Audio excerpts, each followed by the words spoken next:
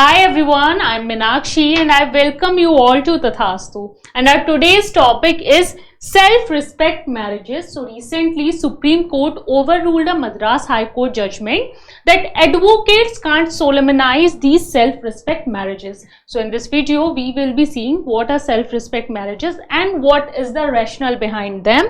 So before starting, this is a little bit of information for all of you. These are the courses which are offered by Tathastu ICS. This is MSLV, which specifically targets your mains examination. Then you can also register for NCERT module.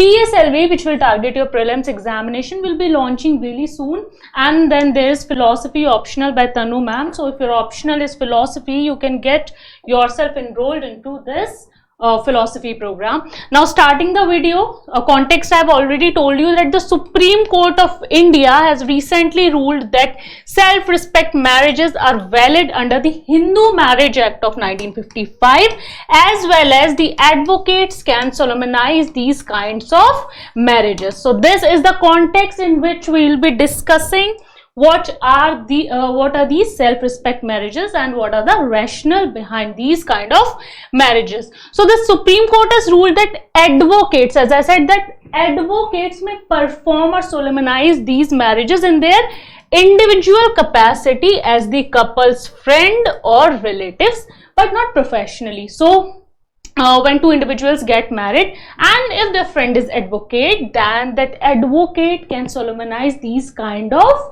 marriages in their individual capacity. That means if they have that personal bond with that couple but not in their professional capacity. We will be understanding what these self-respect marriages are, but this is the decision which has been taken by the Supreme Court of India, that they can solemnize, they can conduct these type of marriages but only in their individual capacity, not in their professional capacity. Now it was decided in this decision, it was also decided that not every lawful marriage needs to be publicly announced. So when two people get married, sometimes they either the marriage is conducted in a very huge shosha manner, or either they announce through these Instagram posts or any kind of announcement they make. But it is decided that it is not necessary that every marriage needs to be publicly announced. Now there or solemnized in a particular specific day, that that a particular marriage should be conducted in this way only. So it is decided that it is not necessary to publicly announce or solemnize in that way. Now there are variety of reasons for it.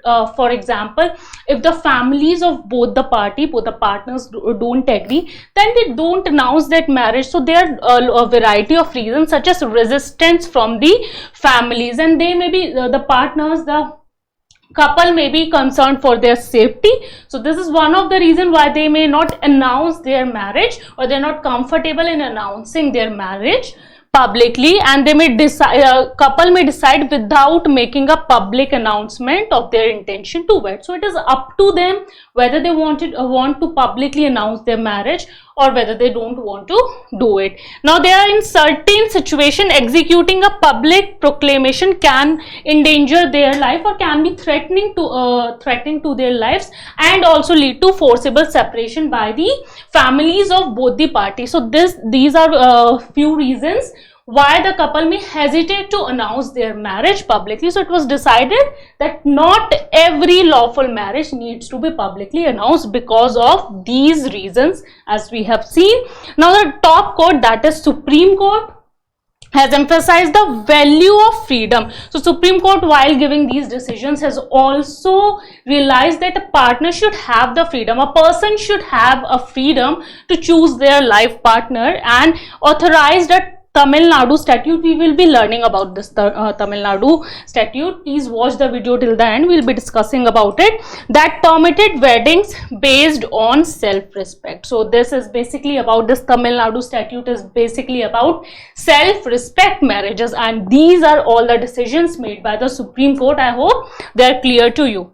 Now what are the self-respect marriages? So what are these marriages? So we have this Hindu Marriage Act of 1955 where all the laws were codified relating to the Hindus. So this Hindu Marriage Act of 1955 was amended in 1967, and this is popularly known as Tamil Nadu Amendment, and it only covered the state of Tamil Nadu particularly. So the Hindu Marriage Act of 1955 was amended in 1967 by Tamil Nadu government, and it emphasizes only on this on the state of Tamil Nadu.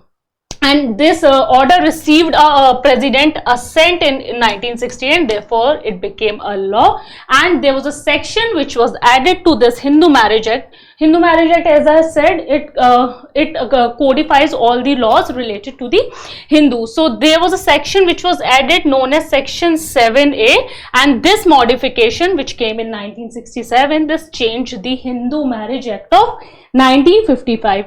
Now this unique clause, this section 7A, it emphasized on self-respect and secular marriages, and it is covered under section 7A, as I said. So I hope it is simple to understand for you that Hindu Marriage Act was amended once in 1967 by and focuses specifically on the state of Tamil Nadu. One clause was added, that is 7A, and that clause emphasized these self-respect marriages. So what does that clause say, or what are self-respect marriages? So we have been hearing, we have been discussing a lot, but what are self-respect marriages? So this is the definition.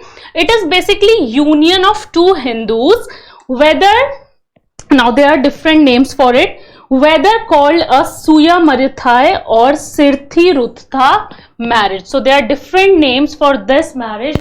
This is basically, if we have to summarize in one line, in one phrase, it is any union of two Hindus or by any other name. So these are the two names, or any other name which they may like, is recognized legally. So this is the definition. It is basically considered union of two Hindus. They may be called, whether called a Suya Marithai or Sirthi Rutha. So these are the marriages, or by any other name which they may like, is recognized legally. Now moving towards what is special about these marriages, you can see in this picture. So these unions, they are not, they are not very big kind of marriage, that shosha, that showbiz kind of marriage. What happens in these marriages?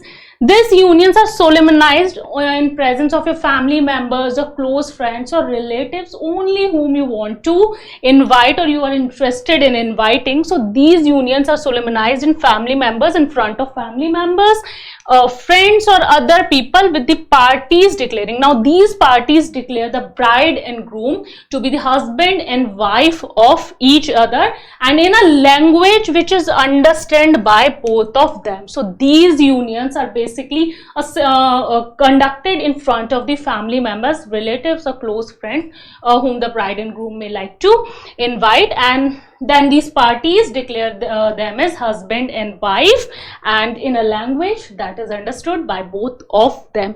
Additionally, now apart from this declaration, what happens, that each party to the marriage give the other a garland. So usually we see in Hindu marriages that bride and groom put garlands around the neck. So in these kind of marriages also, there could be these garlands, there could be ring, thali, or popularly known as this Mangal Sutra. So these are the additional things which may be done. But however, according to legislation, such weddings must also be registered. So there's nothing like that these marriages don't need to be registered. These marriages should be registered as well. And there are additional things, and if we have to understand in simple terms, how are these self-respect marriages performed or conducted?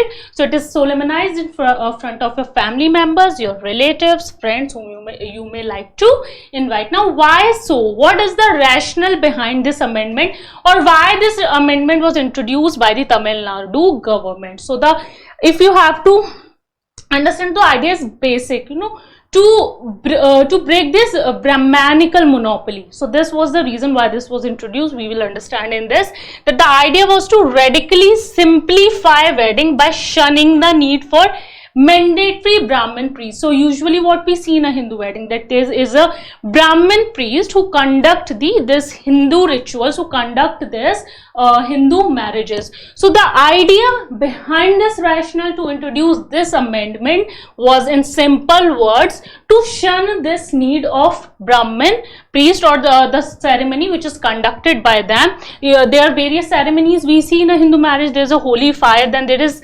Saptapadi, 7 steps, or popularly known as Saat Fere. So idea behind this rationale was to break this monopoly of Brahmanism, and this allowed marriages to be declared in presence of couple, friends or family. They can simply exchange garlands, they can simply exchange ring, and then the parties can declare them as husband and wife. So these are very simple kind of marriages. So this allowed marriages that can be declared in the presence of couple's friend or family or any other person which they may like to invite. And essentially the amendment was made to do away, if you have to understand it in a nutshell, in simple terms, this amendment, as I said, was made to do away with the need for priest and rituals which are performed in a Hindu marriage and which were otherwise required to complete this wedding ceremonial. So these self-respect marriages can be conducted in a very simple way.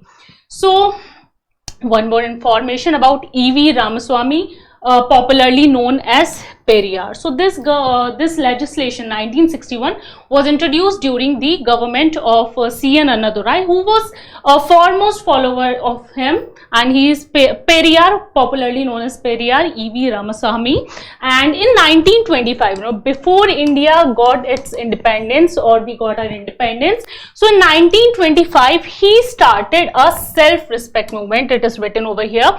So he started a self-respect movement. So it was to overthrow these contemporary Hindu social orders, specifically this Brahmanical system. So he started it way back in 1925 to break this Brahmanism monopoly and create a new rational society where everyone, basically egalitarian society, where everyone was equal, be it the backward classes who don't have much rights, or the women. So he took this step in 1925 to create this egalitarian society which was free from this caste, religion, deities and any other evil which were part of any religion. So he just tried to do away with all those evils way back in 1925. So this is important information for your UPSC examination, and I hope you found the session interesting. If you find it, please like the video and subscribe to the channel. Thank you.